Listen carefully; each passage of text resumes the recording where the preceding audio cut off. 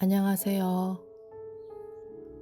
오늘 만나보실 책은 팀 켈러의 내가 만든 신입니다. 펴낸 곳은 두란노입니다. 이 책을 통해 팀 켈러 목사님께서는 나도 모르게 내 안에 또아리 틀고 있는 수많은 우상들을 찾아내고 대면할 수 있게 해 주시는 지침을 마련해 놓고 계십니다. 이 책은 우상 생각보다 훨씬 더 위험하다. 내가 만든 신은 반드시 나를 배신한다라는 큰 글자로 프롤로그를 시작하고 있습니다. 프롤로그로 시작해 보도록 하겠습니다.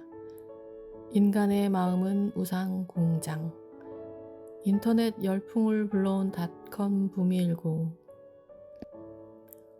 부동산과 주식에 엄청난 거품이 있던 그 전 20년 동안에는 이런 말이 설득력을 얻기 힘들었을 것이다. 그러나 2008년에서 2009년에 경기가 곤두박질 치면서 소위 탐심의 문화가 그 속살을 드러냈다. 오래전에 사도 바울은 탐심이 나쁜 정도가 아니라 우상숭배라고 꼬집었다. 즉, 돈은 신의 속성을 가질 수 있다. 그래서 돈의 신적 힘을 경험하고 그것에 점차 마음을 뺏기면 자유는 사라지고 숭배와 복종 관계에 가까워진다. 돈은 영적 중독이 될 수 있다. 모든 중독처럼 피해자에게 자신의 진짜 덩치를 숨긴다. 에스겔 14장 3절에서 하나님은 이스라엘 장로들을 가리켜 이 사람들이 자기 우상을 마음에 들이며 라고 말씀하신다. 우리처럼 장로들도 그런 지적에 틀림없이 이렇게 반응했을 것이다. 우상이라니요? 무슨 우상? 저한테는 아무런 우상도 보이지 않는데. 여기서 하신 하나님 말씀은 인간의 마음이 성공, 사랑, 재물의 소유, 가정 등 좋은 것을 궁극적인 것으로 탈바꿈시킨다는 뜻이다. 우리 마음은 그런 것을 신격화해 삶의 중심에 둔다. 그것만 얻으면 존재감과 든든함과 안전과 충족감을 누릴 수 있다고 생각하기 때문이다. 반지의 제왕에서 핵심 소재는 악의 군주 사우론이 소유한 힘의 반지다. 아무리 선한 의도에서라도 이 반지를 끼려는 사람은 누구나 탐욕에 물들게 된다. 톨킨의 해박한 학자인 톰 쉬피 교수는 이 반지를 심리적 증폭기라 불렀다. 마음의 가장 절실한 갈망을 우상으로 확대시킨다는 뜻이다. 그 책의 선한 등장인물 몇은 노예를 해방시키거나 백성의 영토를 지키거나 악인을 정의로 심판하려 한다. 다 좋은 목표다. 다만 그 반지를 끼면 물불 가리지 않고 무슨 수를 써서라도 목표를 이루려 한다. 반지가 좋은 것을 절대화해서 다른 모든 도의나 가치관을 전복시킨다. 이 반지를 끼는 사람은 점점 더 거기에 예속되고 중독된다. 그것 없으면 못 사는 게 바로 우상이기 때문이다. 꼭 손에 넣어야만 하기에 그것을 얻기 위해서라면 한때 존중하던 규정도 어기고 남들과 자신마저 해친다. 우상은 끔찍한 악을 낳는 영적 중독이다. 톨킨의 소설에서만이 아니라 현실 생활에서도 마찬가지다. 저것만 있으면 내 삶이 의미 있을 거야. 우상이란 무엇인가? 무엇이든 당신에게 하나님보다 더 중요한 것이다. 무엇이든 하나님보다 더 크게 당신 마음과 생각을 차지하는 것이다. 하나님만이 주실 수 있는 것을 다른 데서 얻으려 한다면 그게 바로 우상이다. 무엇이든 워낙 당신 삶의 중심이자 필수여서 그것 없이는 살아갈 가치를 별로 느끼지 못한다면 그게 바로 가짜 신이다. 우상은 마음을 지배하므로 당신은 더 생각할 것도 없이 열정과 에너지, 돈과 정서적 자원을 다분히 거기에 쏟을 수 있다.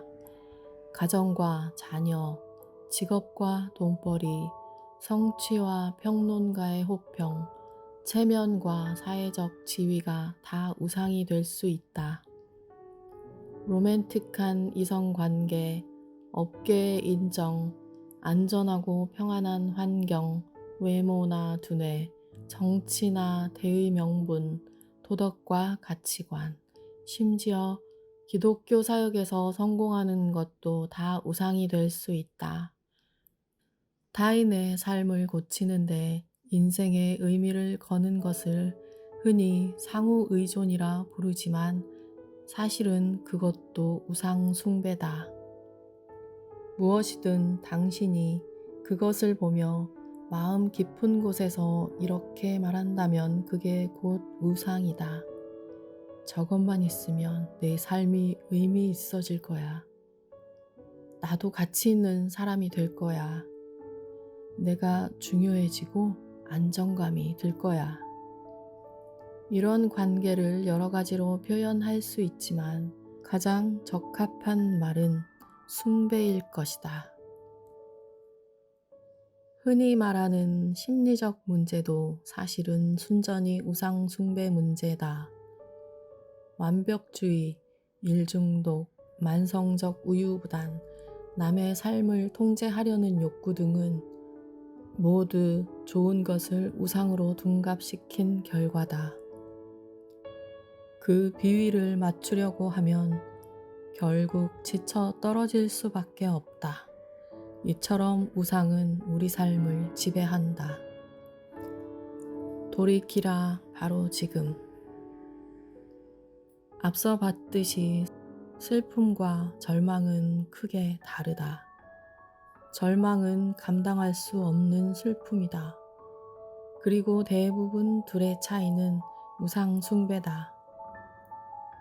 절망에서 헤어나 전진하려면 우리 마음과 문화에 자리한 우상을 분별해야 한다.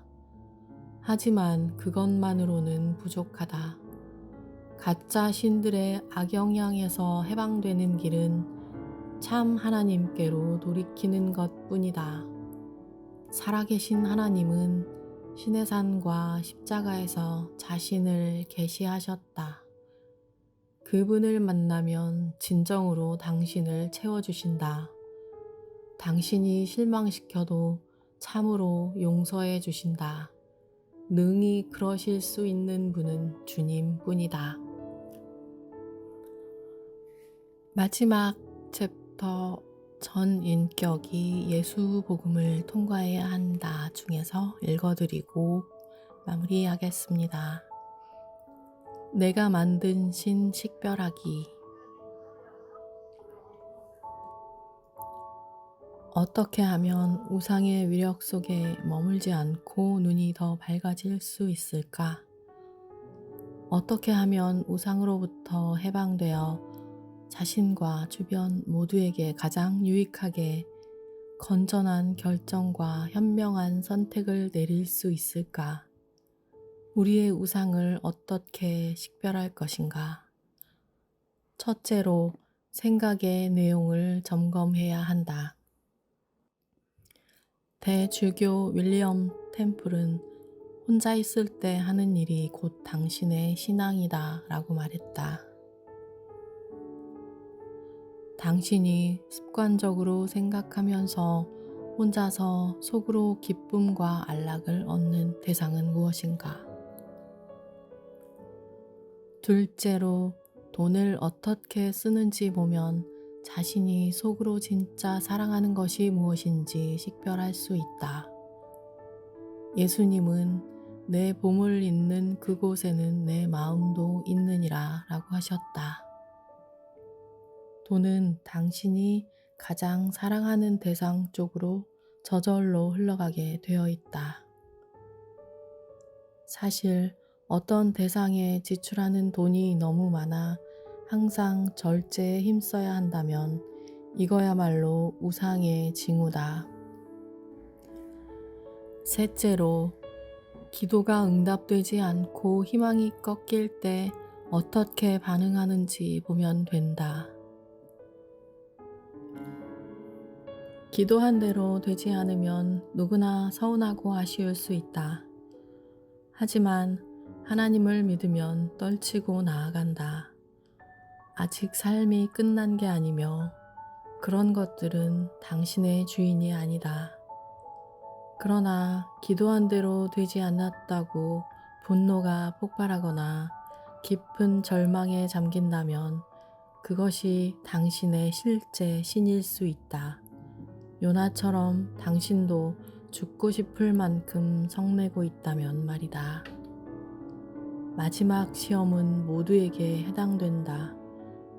가장 통제하기 힘든 자기 감정을 보라. 고기 잡는 어부가 물이 소용돌이 치는 쪽으로 가듯이 당신의 우상도 가장 고통스러운 감정의 밑바닥에서 찾으라. 특히 좀처럼 거치지 않는 감정이나 빤히 잘못인 줄 아는 행동으로 당신을 몰아가는 감정에 주목해야 한다. 화가 날 때면 이렇게 자문해 보라. 나에게 정말로 중요한 뭔가가 있는가? 무슨 수를 써서라도 손에 넣어야만 할 것이 있는가? 심한 두려움과 절망과 죄책감에 대해서도 똑같이 하라. 내가 이토록 두려운 이유는 꼭 필요한 게 아닌데도 필요하다고 여기던 내 삶의 뭔가가 위협받고 있기 때문인가? 내가 이토록 침울한 이유는 꼭 필요한 게 아닌데도 필요하다고 여기던 뭔가를 잃었거나 거기에 실패했기 때문인가?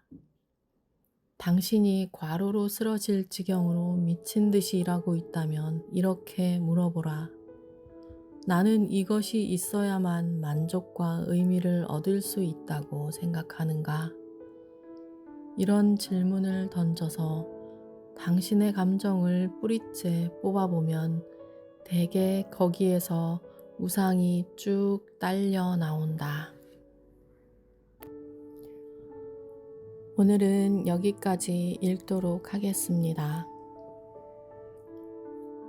오늘도 사랑과 감사와 기쁨이 가득한 하루 되시기를 소망합니다.